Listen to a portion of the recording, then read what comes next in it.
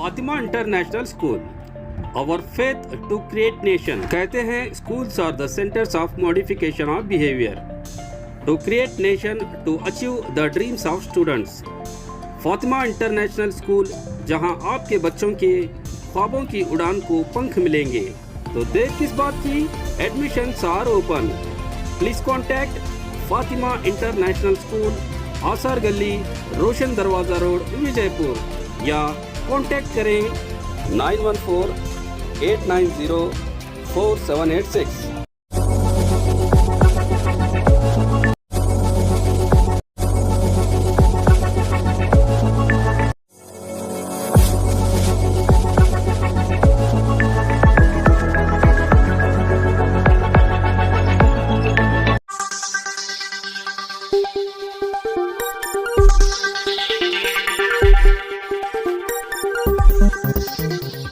स्वागत है आपका यस न्यूज कर्नाटक एक्सप्रेस में। मैं आपके साथ सुफियान। ಎಲ್ಲ ಮಾಧ್ಯಮದ ಸ್ನೇಹಿತರಿಗೆ ಮತ್ತೊಮ್ಮೆ ಸ್ವಾಗತವನ್ನು ಕೋರುತ್ತಾ, ಇವತ್ತಿನ ಪತ್ರಿಕಾಗೋಷ್ಠಿ ಕರೆದಿದ್ದ ಉದ್ದೇಶ ಏನಂದರೆ, ನಿಮ್ಮೆಲ್ಲರಿಗೂ ಗುರ್ತಿದ್ದ ಹಾಗೆ ಮುಂದಿನ ತಿಂಗಳ ವಿಧಾನ ಪರಿಷತ್ 11 ಸ್ಥಾನವನ್ನು ತುಂಬುವಂಥ ಏನೊಂದು ವಿಧಾನ ಪರಿಷತ್ ಸದಸ್ಯ ನಿವೃತ್ತ ಆದಂಥ ಖಾಲಿ ಇರುವ 11 ಸ್ಥಾನ ಚುನಾವಣೆ ಇರೋದ್ರಿಂದ ಆ 11 ಸ್ಥಾನದಲ್ಲಿ ಕಾಂಗ್ರೆಸ್ ಪಕ್ಷಕ್ಕೆ 7 ಸ್ಥಾನ ಆಯ್ಕೆ ಮಾಡುವಂಥ ಅವಕಾಶ ಇದೆ. ಅದಕ್ಕಾಗಿ ನಾವು ವಿಜಯಪುರ ಜಿಲ್ಲೆಯ ವಿಶೇಷವಾಗಿ ಕಾಂಗ್ರೆಸ್ ಪಕ್ಷದಲ್ಲಿರುವಂಥ ಅಲ್ಪಸಂಖ್ಯಾತರ ಮುಖಂಡರು ಇವತ್ತು ನಮ್ಮ ಪಕ್ಷದ ನಾಯಕರುಗಳಿಗೆ, ಜಿಲ್ಲೆಯ ನಾಯಕರುಗಳಿಗೆ ಮತ್ತು ರಾಜ್ಯದ ನಾಯಕರುಗಳಿಗೆ ಒತ್ತಾಯ ಮಾಡಲಿಕ್ಕೆ ಏನಂದರೆ, ಬಹಳ ವರ್ಷದಿಂದ ಇಡೀ ಕಾಂಗ್ರೆಸ್ ಪಕ್ಷದ ಇತಿಹಾಸದಲ್ಲೇ ಇನ್ನೂವರೆಗೆ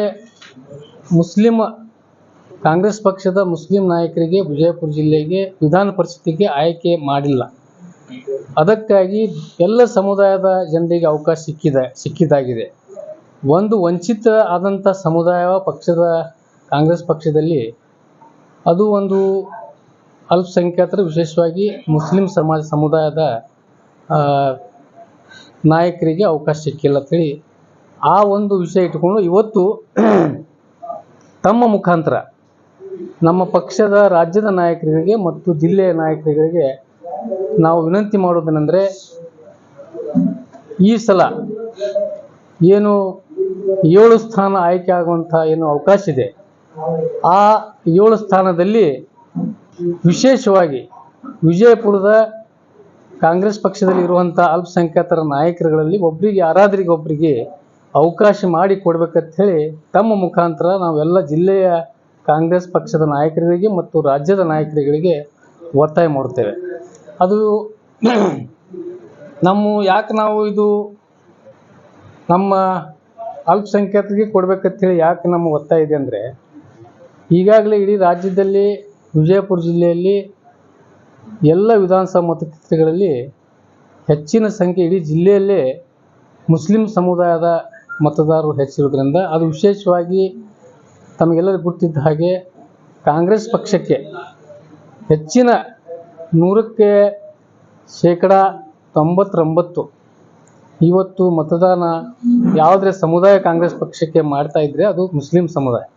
ಅದಕ್ಕಾಗಿ ನಮ್ಮದೊಂದು ಹಕ್ಕು ಏನಿದೆ ಅಂದರೆ, ನಮ್ಮ ಒತ್ತಾಯ ಏನೆಂದರೆ, ದಯಮಾಡಿ ವಿಶೇಷವಾಗಿ ವಿಜಯಪುರ ಜಿಲ್ಲೆಯ ನಮ್ಮ ಪಕ್ಷದ ಮಂತ್ರಿಗಳಿದ್ದಾರೆ, ಪಕ್ಷದ ಶಾಸಕರುಗಳಿದ್ದಾರೆ, ಪಕ್ಷದ ಜಿಲ್ಲಾ ಅಧ್ಯಕ್ಷರಿದ್ದಾರೆ, ವಿವಿಧ ಬೇರೆ ಮುಖಂಡರುಗಳಿದ್ದಾರೆ, ಅವರಲ್ಲಿ ನಮ್ಮ ವಿನಂತಿ ಏನಂದರೆ, ತಾವು ಯಾವ ರೀತಿ ಬೇರೆ ಜಿಲ್ಲೆಯ ನಾಯಕರುಗಳು ಇವತ್ತು ಗುಲ್ಬರ್ಗಾದ ಮಲ್ಲಿಕಾರ್ಜುನ ಖರ್ಗೆ ಸಾಹೇಬ್ರಬಹುದು, HK ಪಾಟೀಲ್ ಸಾಹೇಬ್ರಬಹುದು, ವಿವಿಧ ಎಲ್ಲ ಬೇರೆ ಬೇರೆ ಜಿಲ್ಲೆಯಲ್ಲಿ ಆಯಾ ಮಂತ್ರಿಗಳು, ಆಯಾ ಪಕ್ಷದ ನಾಯಕರುಗಳು ತಮ್ಮ ಪಕ್ಷದಲ್ಲಿರುವಂಥ ಅಲ್ಪಸಂಖ್ಯಾತರ ಕಾರ್ಯಕರ್ತರಿಗೆ, ಅಲ್ಪಸಂಖ್ಯಾತರ ಸಮುದಾಯದ ನಾಯಕರುಗಳಿಗೆ ಯಾವ ರೀತಿ ಮೇಲೆ ತರುವಂಥ ಕೆಲಸ ಮಾಡ್ತಾರೆ, ಅದೇ ರೀತಿ ನಮ್ಮ ಜಿಲ್ಲೆಯ ನಾಯಕರುಗಳು ಕೂಡ ಇಲ್ಲಿ ಏನದ ಒಂದು ಅವಕಾಶ, ಇಲ್ಲಿ ಜಿಲ್ಲೆಯ ನಾಯಕರುಗಳು ಆ ರಾಜ್ಯದ ಪಕ್ಷದ ಅಧ್ಯಕ್ಷರಿಗೆ ಮಾನ್ಯ ಮುಖ್ಯಮಂತ್ರಿಗಳಿಗೆ ಮತ್ತು ರಾಷ್ಟ್ರ ಅಧ್ಯಕ್ಷರಾದ ಮಲ್ಲಿಕಾರ್ಜುನ ಖರ್ಗೆ ಸಾಹೇಬರಿಗೆ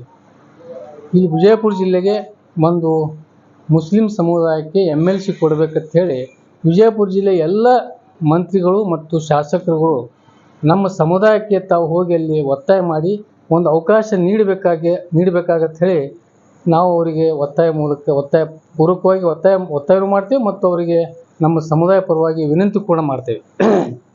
ಮತ್ತು ಇನ್ನೊಂದು ವಿಷಯ ಹೇಳಬೇಕಂದ್ರೆ, ಈಗ ಕಾಂಗ್ರೆಸ್ಸದ ವಿಜಯಪುರ ಜಿಲ್ಲೆಯ ಇತಿಹಾಸದಲ್ಲಿ ಎಲ್ಲ ಸಮುದಾಯಕ್ಕೆ ಈಗಾಗಲೇ ವಿಧಾನ ಪರಿಷತ್ ಸದಸ್ಯರಾಗಿ ಅವಕಾಶ ಸಿಕ್ಕಿದ್ದಾಗಿದೆ. ಒಂದೇ ಸಮುದಾಯ ವಂಚಿತರಾಗಿದ್ದು ಯಾವುದರಿದ್ರೆ ಅದು ಮುಸ್ಲಿಂ ಸಮುದಾಯ. ಇದು ತಾವು ಹಿಂದಿನ ಇತಿಹಾಸದಾಗ ನೋಡಿದ್ರು ಕೂಡ ಎಲ್ಲ ವರ್ಗಕ್ಕೆ ಆಯಾ ಕ್ಷೇತ್ರದಲ್ಲಿ ರಾಜಕೀಯವಾಗಿ ವಿಶೇಷವಾಗಿ ವಿಧಾನ ಪರಿಷತ್ತಿಗೆ ಆಯ್ಕೆ ಮಾಡುವಂಥ ಕೆಲಸ ಈಗಾಗಲೇ ಆಗಿದ್ದಾಗಿದೆ. ವಂಚಿತರಾಗುವಂಥ ಮುಸ್ಲಿಂ ಸಮುದಾಯ ಕಾಂಗ್ರೆಸ್ ಪಕ್ಷದಲ್ಲಿ ಇರೋದರಿಂದ ಆ ನಾಯಕರುಗಳಿಗೆ ಸಾಕಷ್ಟು ನಮ್ಮಲ್ಲಿ ಕಾಂಗ್ರೆಸ್ ಪಕ್ಷದಲ್ಲಿ ಯೋಗ್ಯ ಅಭ್ಯರ್ಥಿಗಳು ನಮ್ಮಲ್ಲಿ ಕೂಡ ವಿಜಯಪುರ ಜಿಲ್ಲೆಯಲ್ಲಿ ಅಲ್ಪಸಂಖ್ಯಾತರು ಇದ್ದಾರೆ. ಅದಕ್ಕಾಗಿ ತಾವು ಪರಿಗಣಿಸಿ ಅಂಥವರಿಗೆ ಒಂದು ಅವಕಾಶ ವಿಜಯಪುರ ಜಿಲ್ಲೆಯ ಮುಸ್ಲಿಂ ಸಮುದಾಯಕ್ಕೆ MLC ಆಗುವಂಥ ಅವಕಾಶ ಮಾಡಿ ಕೊಡಬೇಕಂತ ಹೇಳಿ ಮತ್ತೊಮ್ಮೆ ನಮ್ಮ ಜಿಲ್ಲೆಯ ನಾಯಕರಿಗೆ ತಾವು ಅಲ್ಲಿ ಹೋಗಿ ಒತ್ತಾಯ ಮಾಡಿ ನಮಗೊಂದು ಅವಕಾಶ ಕೊಡಿಸ್ಬೇಕಂತ ಹೇಳಿ ನಾವು ಅವರಿಗೆ ಮತ್ತೊಮ್ಮೆ ವಿನಂತಿ ಮಾಡ್ತೇವೆ. ಇನ್ನೊಂದು ಹೇಳಬೇಕಾದ್ರೆ, ಈಗಾಗಲೇ ಸತತವಾಗಿ ನಾವು ಈಗಾಗಲೇ ಹೇಳಿದ ಹಾಗೆ ಮುಸ್ಲಿಂ ಸಮುದಾಯದ ಮತದಾರರು ಈಗಾಗಲೇ ಒಂದು ಪಕ್ಷಕ್ಕೆ ಅಂದರೆ ವಿಶೇಷವಾಗಿ ಕಾಂಗ್ರೆಸ್ ಪಕ್ಷಕ್ಕೆ 100ಕ್ಕೆ ಈಗ ಮೊನ್ನೆ ತಾನೇ ಲೋಕಸಭಾ ಸದಸ್ಯ ಚುನಾವಣೆಯಲ್ಲೂ ಕೂಡ ಮೊನ್ನೆ ಹೋದ ವಿಧಾನಸಭೆ ಚುನಾವಣೆ ಕೂಡ 130 ಬಂಪರ್ ಏನು ಒಂದು ಮೆಜಾರಿಟಿ ಕಾಂಗ್ರೆಸ್ ಪಕ್ಷಕ್ಕೆ ಏನು ಅವರು ಅಧಿಕಾರಕ್ಕೆ ಬಂದಿದ್ದು ನಮ್ಮ ಪಕ್ಷ ಬಂದಿದ್ದಾಗಿದೆ. ಆ ಒಂದು ಕಾರಣ ಕೂಡ ನಮ್ಮ ಮುಸ್ಲಿಂ ಸಮುದಾಯದ ಮತದಾರರೇ ಕಾರಣ ಅಂಥೇಳಿ ನಾನು ಹೇಳಲಿಕ್ಕೆ ಇಚ್ಛೆ ಪಡ್ತೇನೆ.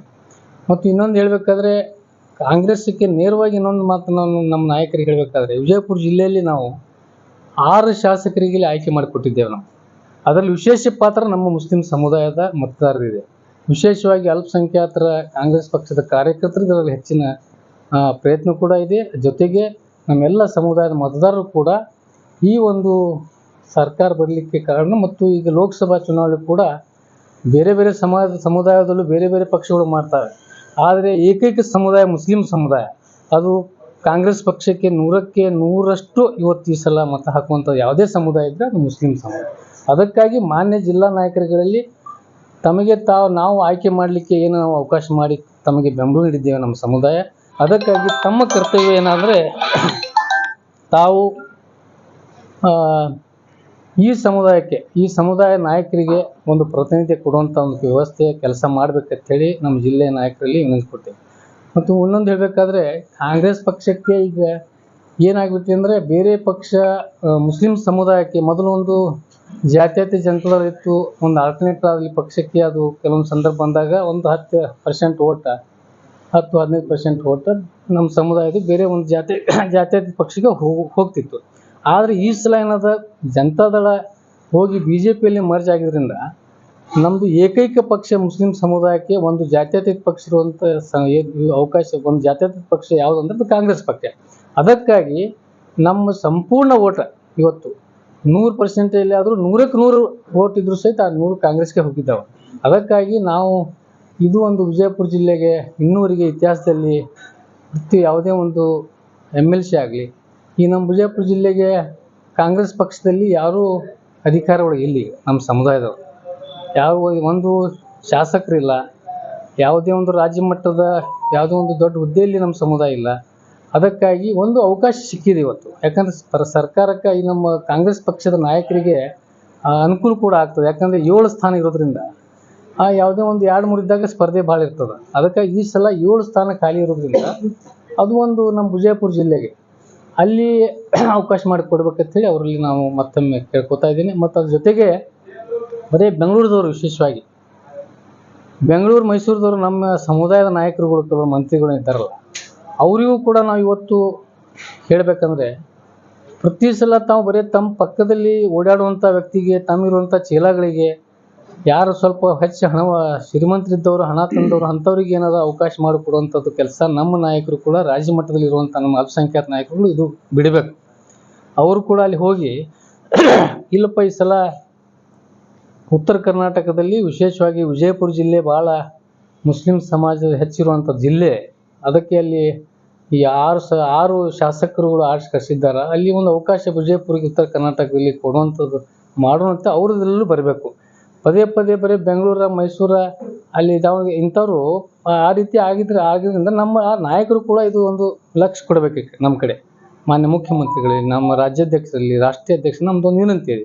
ಮತ್ತು ಇನ್ನೊಂದು ಹೇಳಬೇಕಾದ್ರೆ ನಾವು ಇದು ಭಾಳ ಒತ್ತಾಯಪೂರ್ವಕವಾಗಿ ನಮ್ಮ ಹಕ್ಕನ್ನು ನಾವು ಕೇಳ್ತಾ ಇದ್ದೇವೆ. ಇವತ್ತು ಅವರಲ್ಲಿ ಯಾಕೆ ಹಕ್ಕು ಕೇಳ್ತಾ ಇದ್ದೀವಿ? ನಿಮಗೆ ಓಟ್ ಕೊಟ್ಟಿದ್ದೇವೆ, ನಮ್ಮ ವಿಜಯಪುರ ಜಿಲ್ಲೆ 6 ಜನ ನಿಮಗೆ ಆರಿಸಿ ಕಳಿಸಿದ್ದೇವೆ. ತಮ್ಮ ಕರ್ತವ್ಯ ಐತಿ, ತಾವು ನಮ್ಮ ಸಮುದಾಯಕ್ಕೆ ಒಂದು ಸ್ಥಾನ ಕೊಡಿಸುವಂಥ ಕೆಲಸ ತಾವು ಮಾಡಬೇಕಲ್ಲ. ಅದಕ್ಕಾಗಿ ನಾವು ಅವರಲ್ಲಿ ಮತ್ತೊಮ್ಮೆ ವಿನಂತಿಪೂರ್ವಕವಾಗಿ ಕೇಳ್ತೇವೆ. ಒತ್ತಾಯಪೂರ್ವ ನಮ್ಮ ಅಲ್ಪಸಂಖ್ಯಾತರಿಗೆ, ಜಿಲ್ಲೆಯ ಅಲ್ಪಸಂಖ್ಯಾತರ ವಿಶೇಷವಾಗಿ ಮುಸ್ಲಿಂ ಸಮುದಾಯ ಪರವಾಗಿ ಅವರಲ್ಲಿ ಕೇಳ್ಕೊತೇವೆ. ಯಾಕಂದರೆ ಕಾಂಗ್ರೆಸ್ ಪಕ್ಷಕ್ಕೆ ನಾನು ಈಗಾಗಲೇ ಹೇಳಿದಲ್ಲ, ಇವರು ಯಾರೇ ಶಾಸಕರುಗಳು ಆರ್ಸಿ ಬಂದರೂ ಕೂಡ ಮುಸ್ಲಿಂ ಸಮುದಾಯದ ಮತ ಇರಲಾರ್ದೆ ಯಾವನೂ ಶಾಸಕರಾಗಲಿಕ್ಕೆ ಮತ್ತು ಮಂತ್ರಿಗಳಾಗಲಿಕ್ಕೆ ಸಾಧ್ಯ ಇಲ್ಲ. ಅದಕ್ಕಾಗಿ ಅದು ಅವ್ರ ಗಮನದಲ್ಲಿರಬೇಕು.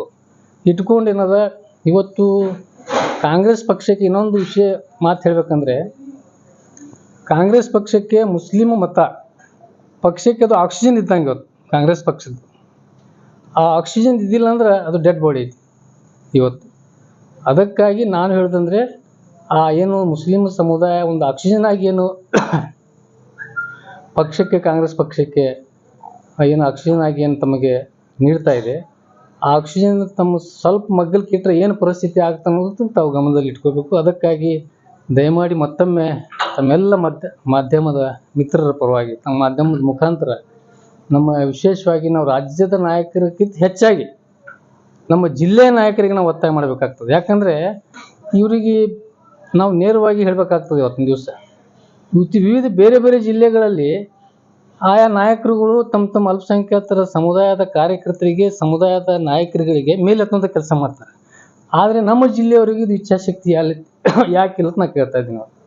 ಅದಕ್ಕೆ ಮತ್ತೊಮ್ಮೆ ನಮ್ಮ ಜಿಲ್ಲೆಯ ನಾಯಕರಲ್ಲಿ, ಮಂತ್ರಿಗಳಲ್ಲಿ ಮತ್ತು ಶಾಸಕರಲ್ಲಿ, ಜಿಲ್ಲಾ ಪಕ್ಷದ ಜಿಲ್ಲಾ ಅಧ್ಯಕ್ಷರಲ್ಲಿ ನನ್ನ ವಿನಂತಿ ಏನಂದರೆ, ನಮ್ಮೆಲ್ಲ ಅಲ್ಪಸಂಖ್ಯಾತರ ಮುಖಂಡರ ವಿನಂತಿ ಏನಂದರೆ, ಈ ಸಲ ಒಂದು ವಿಧಾನ ಪರಿಷತ್ತಿಗೆ ಒಂದು ಸದಸ್ಯನಾಗಿ ಆಯ್ಕೆ ಮಾಡುವಂಥ ಒಂದು ಒತ್ತಾಯ ಮಾಡಿ, ಮೇಲೆ ಹೈಕಮಾಂಡಿಗೆ ಒತ್ತಾಯ ಮಾಡಿ ನಮ್ಮ ವಿಜಯಪುರಕ್ಕೆ ಒಂದು ಮುಸ್ಲಿಂ ಸಮುದಾಯದ MLC ಕೊಡಿಸುವಂಥ ಒಂದು ಕೆಲಸ ತಾವು ಮಾಡ್ತಿರ್ತೀರಿ ನಂಬಿದ್ದೇವೆ. ಅದಕ್ಕಾಗಿ ಮತ್ತೊಮ್ಮೆ ಅವರಲ್ಲಿ ಇಡೀ ವಿಜಯಪುರ ಜಿಲ್ಲೆಯ ಮುಸ್ಲಿಂ ಸಮುದಾಯ ಪರವಾಗಿ ಅವರಲ್ಲಿ ವಿನಂತಿ ಕೂಡ ಮಾಡ್ತಾ ಇದ್ದೀವಿ. Fatima international school, our faith to create nation. कहते हैं schools are the centers of modification of behavior to create nation, to achieve the dreams of students. Fatima international school, जहां आपके बच्चों के ख्वाबों की उड़ान को पंख मिलेंगे. यहां के वेल ट्रेन्ड, फ्यूचर विजन और क्वालिफाइड टीचर बच्चों को करिकुलर के साथ साथ को करिकुलर एक्टिविटीज़ जैसे skill development, excursion, exhibition, sports, competitive exams, self learning के जरिए future projected and job oriented goals को अचीव करने के लिए खूब मेहनत कर रहे हैं. यहाँ ट्रेडिशनल बेस्ड एजुकेशन के साथ साथ न्यू एजुकेशन पॉलिसी अडॉप्ट करके बच्चों को सक्सेस और विजनरी एम्स के जरिए फ्यूचर के लिए तैयार किया जाएगा. तो देर किस बात की, admissions are open. Please contact Fatima international school, आसार गली, रोशन दरवाजा रोड, विजयपुर, या कॉन्टैक्ट करें 9148904786. ಮತ್ತಿದ್ದವರು ನಮ್ಮ ಆಕಾಂಕ್ಷಿಗಳು ಇರ್ಬಾರಾಗ ನಂಬಲ್ಲಿ ನೋಡ್ರಿ, ಜಿಲ್ಲೆಯೊಳಗೆ, ನಮ್ಮ ವಿಜಯಪುರ ಜಿಲ್ಲೆಯೊಳಗೆ ಅಲ್ಪಸಂಖ್ಯಾತರಲ್ಲಿ ಸಾಕಷ್ಟು ಸಾಮರ್ಥ್ಯವುಳ್ಳ ನಾಯಕರಿದ್ದಾರೆ. ಆದರೂ ನಮ್ಮ ನಾಯಕರಿಗೆ ಗುರುತದ, ಅವ್ರಿಗೆ ಯಾರ್ಯಾರ ಯೋಗ್ಯ ಯಾರು ಅದಾರ, ಯಾರಿಗೆ ಕೊಟ್ಟರೆ ಏನಾಗ್ತದೆ, ಹೆಂಗೆ ಯಾರಿಗೆ ಕೊಡಬೇಕು. ಪಕ್ಷದಲ್ಲಿ ಯಾರು ಭಾಳಷ್ಟು ಜನದಿಂದ ಸಫರ್ ಆಗಿದ್ದಾರೆ ಮತ್ತು ಪಕ್ಷದಿಂದ ಅವ್ರ ಜೊತೆ ಇದ್ದವರು ಎಲ್ಲ ನಾಯಕರ ಜೊತೆ ಕೆಲಸ ಮಾಡಿದವರಿದ್ದಾರೆ. ಅಂಥವ್ರಿಗೆಲ್ಲ ಪರಿಗಣಿಸಿ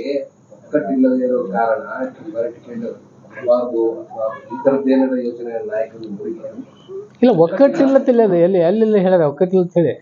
ಯಾರು ಹೇಳ್ಯಾರ? ಕಾಂಗ್ರೆಸ್ ಪಕ್ಷ ಯಾವಾಗ್ಲೂ ಟಿಕೆಟ್ ಅಲ್ಪಸಂಖ್ಯಾತರಿಗೆ ಕೊಟ್ಟಾರೆ. ಸಮುದಾಯಕ್ಕೆ ನೀವು ವಂಚಿತ ಮಾಡ್ತೀರಿ. ಪಕ್ಷಕ್ಕಾಗಿ ದುಡಿದವ್ರಂದ್ರೆ ದಸ್ತಿಗೆ ಹೊಡ್ಕೊಂಡು ನೀವು ಹೊಡ್ಕೊಂಡು ಎಲ್ಲ ದುಡಿದವ್ರು ಪ್ರಬಲವಾಗಿ ಯಾರಾದ್ರೂ ಮಂದಿ ಬೇಕಲ್ಲ. ಮೇಲ್ಮನೆಯದು ಪ್ರಜ್ಞಾವಂತರು ಇರ್ಬೇಕಾಗಿರೋದು, ಯಾರ್ಯಾರು ಹೋಗಿರುವಂತದ್ದಲ್ಲ. ಹೌದು, ಇಲ್ಲ ಇಲ್ಲಿ ಹಂಗ ಅಲ್ಲಿ ಈಗ ಅದು ಆ ಪ್ರಜ್ಞಾವಂತ ಇಲ್ಲ. ನಮ್ಮ ನಾಯಕರುಗಳು, ಪಕ್ಷದ ನಾಯಕರುಗಳು ಪರಿಗಣಿಸ್ತಾರ. ಯಾಕಂದ್ರೆ ಯಾರು ಪ್ರಜ್ಞಾವಂತರ ಅದಾರ? ಇಲ್ಲ, ಪ್ರಶ್ನೆ ನೀವು ಕೇಳಾಕತ್ತೀರಿ.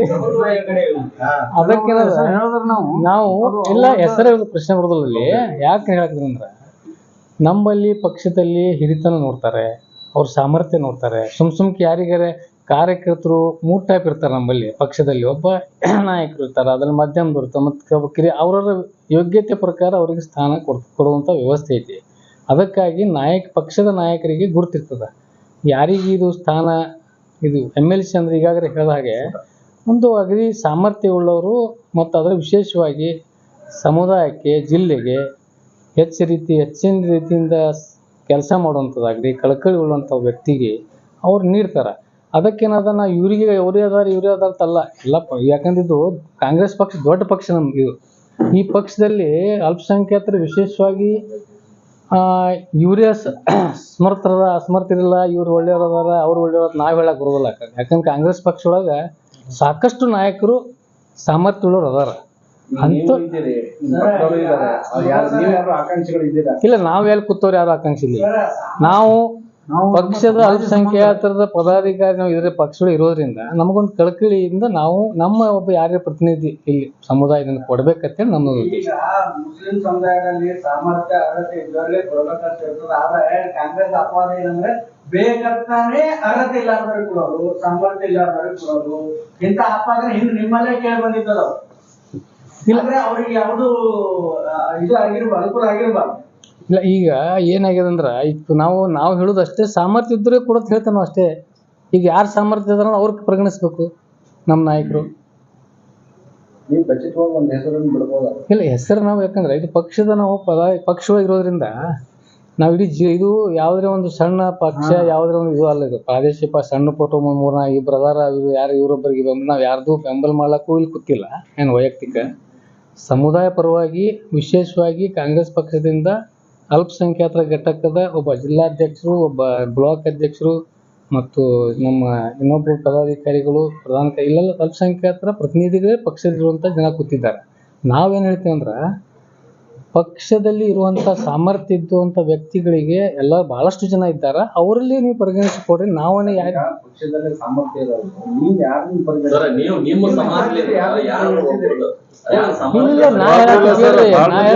ನಮ್ಮಲ್ಲಿ ದೊಡ್ಡ ಪಕ್ಷದ ನಮ್ಮಲ್ಲಿ ಬಹಳ ಮಂದಿ ಅದ. ಈಗ ನಾವು ನಿಮ್ಮ ಸಮಾಜದವ್ರ ನೀವ ಮಾತಾಡಿ, ನಿಮ್ಮ ಸಮಾಜದಲ್ಲಿ ಯಾರ ಸಾಮರ್ಥ್ಯದಲ್ಲ ಅವ್ರ ಹೆಸರಿನ ಈಗ ನೋಡ್ರಿ, ನಾವ್ ಹೇಳ್ತೀವಿ ಈಗ ನಮ್ಮಲ್ಲಿ ಒಕ್ಕತ್ತಿಲ್ಲ. ನಮ್ದು ಕರ್ತವ್ಯ ಏನೈತಿ ಅಂದ್ರ ಆಸ್ ಎ ಪಕ್ಷದ ಕಾರ್ಯಕರ್ತತೆ ತಿಳ್ಕೊರಿ. ನಾವು ಪ್ರೋಟೋಕಾಲ್ ನಮ್ದು ಏನಿರ್ತದ, ನಾವು 4 ಮಂದಿ ಹೆಸರು ತಗೊಂಡ್ರೆ 5ನೇದ ನಂದೊಂದು ಹೆಸರು ತಗೊಂಡ್ಲ ಏನ ಇಲ್ಲಿ ಹೌದ. ನಾವು 4 ಮಂದಿ ತಗೊಂಡೆ ತಿಳ್ಕೊಡಿ. ಇದು ಜಿಲ್ಲಾ ಐತಿದು, ಬರೇ ಬಿಜಾಪುರ ನಗರದ ಅಲ್ಲ ವಿಷಯ. ಏನ್ ಯಾವುದೇ ಒಂದು ತಾಲೂಕದ ಅಲ್ಲ, ಇದು ಇಡೀ ಜಿಲ್ಲೆ ಜಿಲ್ಲೆ. ಯಾವುದೇ ಹೊಸ ಸುದ್ದಿಯನ್ನ ನೋಡಲು ನಮ್ಮ ಎಸ್ ನ್ಯೂಸ್ ಕರ್ನಾಟಕ ಎಕ್ಸ್ಪ್ರೆಸ್ ನ ನೋಡ್ತಾ ಇರಿ. ಹಾಗೆ ನಮ್ಮ ಚಾನೆಲ್ ನ ಸಬ್ಸ್ಕ್ರೈಬ್ ಮಾಡಿ, ಬಾಜು ಇರುವ ಬೆಲ್ ಐಕಾನ್ ಅನ್ನ ಕ್ಲಿಕ್ ಮಾಡಿ. ಹಾಗೆ ನಮ್ಮ ಚಾನೆಲ್ ನ ಲೈಕ್ ಮಾಡಿ, ಶೇರ್ ಮಾಡಿ. ನಮ್ಮ ನಡೆ ಸತ್ಯದ ಕಡೆ.